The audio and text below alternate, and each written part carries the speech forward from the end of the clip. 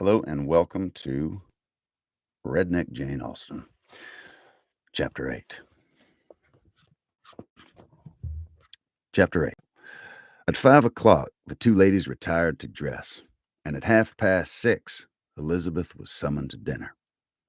To the full inquiries which then poured in, and amongst which he had the pleasure of distinguishing the much superior solicitude of Mr. Bingley's, she could not make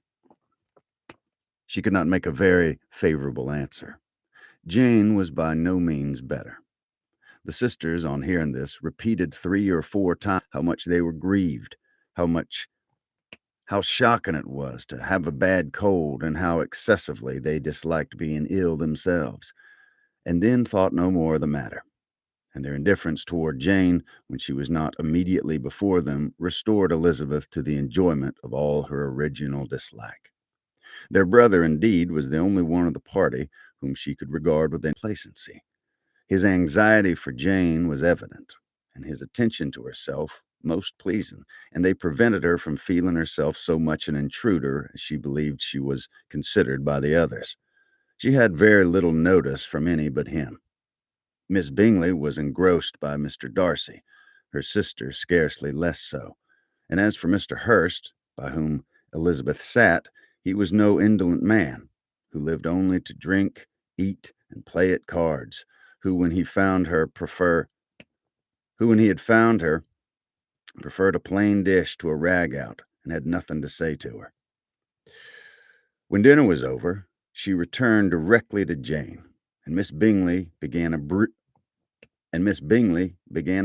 her as soon as she was out of the room. Her manners were pronounced to be very bad indeed, a mixture of pride and impertinence.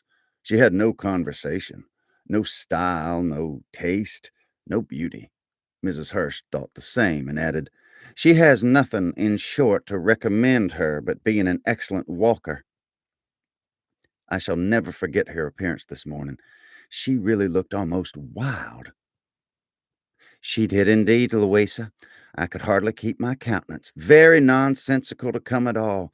She why she must why must she be scampering about the country because her sister had a cold? Her hair so untidy, so blowsy. Yes, and her petticoat. I hope you saw her petticoat. 6 inches deep in the mud, I'm absolutely certain. And the gown which had been let down to hide it, not doing its office.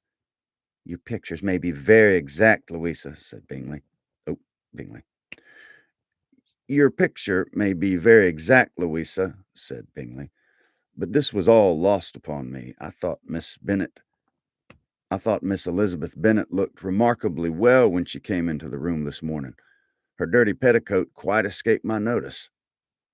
"You observed it, Mr. Darcy, I am sure," said Miss Bingley, "and I'm inclined to think that you would not wish to see your sister make such an exhibition." "Certainly not." To walk 3 miles, or 4 miles, or 5 miles, or whatever it was, above her ankles in dirt, and alone, quite alone, what could she mean by it? It seems to me to show an abominable sort of conceited independence, and most country town indifference to decorum. It shows an affection for her sister, and that's very pleasing," said Bingley. "I'm afraid, Mr. Darcy," observed Miss Bingley in half a whisper, "that this adventure has quite affected your admiration of her fine eyes." "Not at all," he replied. "They were brightened by the exercise." A short pause followed the speech, and Mrs. Hurst began again. "I have an excessive regard for Jane Bennet. She really is a very sweet girl, and I wish with all my heart she were well settled. But with such a father and mother and such low connections, I'm afraid there's no chance of it. I think I've heard you say that their uncle is an attorney in Meryton." "Yes, and they have another who lives somewhere near Cheapside." "That is capital," added her sister, and they both laughed heartily. If they had uncles enough to fill all Cheapside," cried Bingley, "it would not make them one jot less agreeable." but it must be very materially lessen but it must very materially lessen their chance of marrying men of any consideration in the world, replied Darcy. To this speech Bingley made no answer, but his sisters gave it their hearty assent and indulged their mirth for some time at the expense of their dear friend's vulgar relations. With a renewal of tenderness, however, they repaired to their room on leaving the dining parlor, and sat with her till summoned to coffee. She was still very poorly, and Elizabeth would not quit her at all till late in the evening, when she had the comfort of seeing her asleep, and when it appeared to her rather right than pleasant that she should go downstairs herself. On entering the drawing room, she found the whole party at loo, and was immediately invited to join them. But suspecting them to be playing high, she declined it, and making her sister the excuse, said she would amuse herself for the short time she could stay below with a book. Mr. Hurst looked at her with astonishment. "Do you prefer reading to cards?" said he. "That is rather singular." "Miss Eliza Bennet," said Miss Bingley, "despises cards. She is a great reader, and has no pleasure in anything else." "I deserve neither such praise nor such censure," cried Elizabeth. "I am not a great reader, and I have pleasure in many things." "In nursing your sister, I am sure you have pleasure," said Bingley, "and I hope it will soon be increased by seeing her quite well." Elizabeth thanked him from her heart, and then walked toward a table where a few books were lying. He immediately offered to fetch her others, all that his library afforded. "And I wish my collection were larger for your benefit and my own credit, but I'm an idle fellow, and have not many. And though I'm an idle, and though I have not many, I have more than I ever look into." Thanks, Anona. Yeah, it's a fun. It's one of my favorite books, and several folks have asked about it, and I thought, you know what, I think I'm going to do it. Let's do it on live, and then I'm going to edit it into an audiobook, um, and put it on YouTube or something. So yeah. Elizabeth assured him that she could suit herself perfectly with those in the room. "I am astonished," said Mrs. Bingley, "that my father should have left so small a collection of books. What a delightful library you have at Pemberley,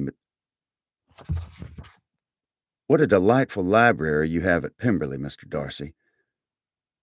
"It ought to be good," he replied. "It's been in the work for many generations." "And then you have added so much to it yourself. You are always buying books." I cannot comprehend the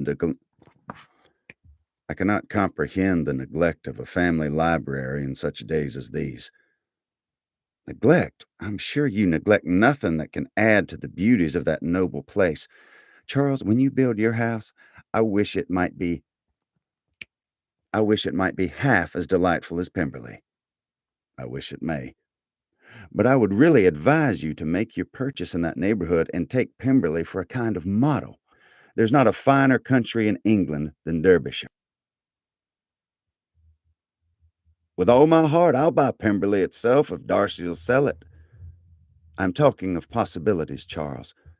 Upon my word, Caroline, I should think it more possible to get Pemberley by purchase than by imitation." I appreciate that. Elizabeth was so much caught by what passed as to leave her very little attention for her book, and soon laying it wholly aside, she drew near the card table, and stationed herself between Mr. Bingley and his eldest sister to observe the game. Is Miss Darcy much grown since the spring?" said Miss Bingley. "Will she be as tall as I am?" "I think she will. She's now about Miss Elizabeth Bennet's height, or rather taller."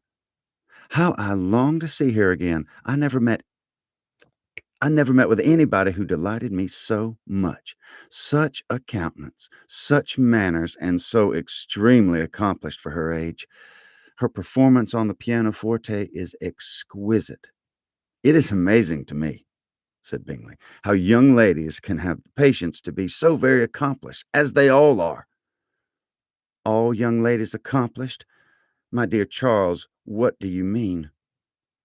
Yes, all of them, I think. They paint tables, cover screens, and net purses. I scarcely know anyone who cannot do all this, and I'm sure I never heard of a young lady spoken of for the first time without being informed that she was very accomplished. Your list of the common extent of accomplishments, said Darcy, has too much truth. The word is applied to many women who deserve it. The word is applied to many a woman who deserves it no otherwise than by netting a purse or covering a screen. But I'm very far from agreeing with you in your estimation of ladies in general. I cannot boast of knowing more than half a dozen in the whole range of my acquaintance that are really accomplished.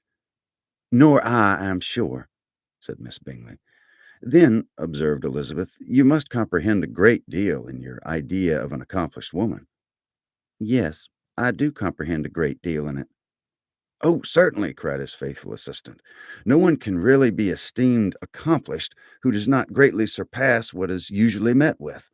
A woman must have a thorough knowledge of music, singing, drawing, dancing, and the modern languages to deserve the worth, and besides all this, she must possess a certain something in her air and manner of walking, the tone of her voice, her address and expressions, or the word will be but half deserved.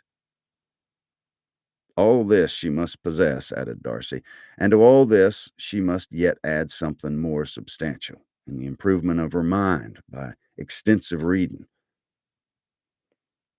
I am no longer surprised at your knowing only 6 accomplished women. I rather wonder now at your knowing any. Are you so severe upon your own sex as to doubt the possibility of all this? I never saw such a woman. I never saw such capacity and taste and application and elegance as you describe united. Got an airplane flying over.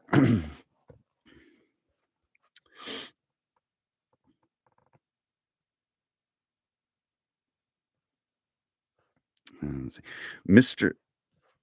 Mrs. Hurst and Miss Bingley both cried out against the injustice of her implied doubt, and were both protesting that they knew many women who answered this description, when Mr. Hurst called them to order with bitter complaints of their inattention to what was going forward. As all conversation was thereby at an end, Elizabeth soon afterwards left the room. Eliza Bennet, said Miss Bingley, when the door was closed on her, is one of those young ladies who seek to recommend themselves to the other sex by undervaluing their own. And with many men, I dare say, it succeeds. But in my opinion, it's a paltry device, a very mean art. Undoubtedly, required Darcy, to whom this remark was chiefly addressed, there is meanness in all the arts, which ladies sometimes condescend to employ for captivation. Whatever bears affinity to cunning is despicable. Miss Bingley was not so entirely satisfied with this reply as to continue the subject. Elizabeth joined them again only to say that her sister was worse, and that she would not leave her. Bingley urged Mr. Jones's being sent for immediately, while his sisters, convinced that no country advice could be of any service, recommended an express to town for one of the most eminent physicians. This she would not hear of, but she was not so unwilling to comply with her brother's proposal, and it was settled that Mr. Jones should be sent for early in the morning if Miss Bennet were not decidedly better. Bingley was quite uncomfortable. His sisters declared that they were miserable. They solaced their wretchedness, however, by duets after supper, while he could find no better relief to his feelings than by giving his housekeeper directions that every possible attention might be paid to the sick lady and her sister. That is Pride and Prejudice, Chapter 8, Southern Style. And I'll do some more later. Hope you have a good one.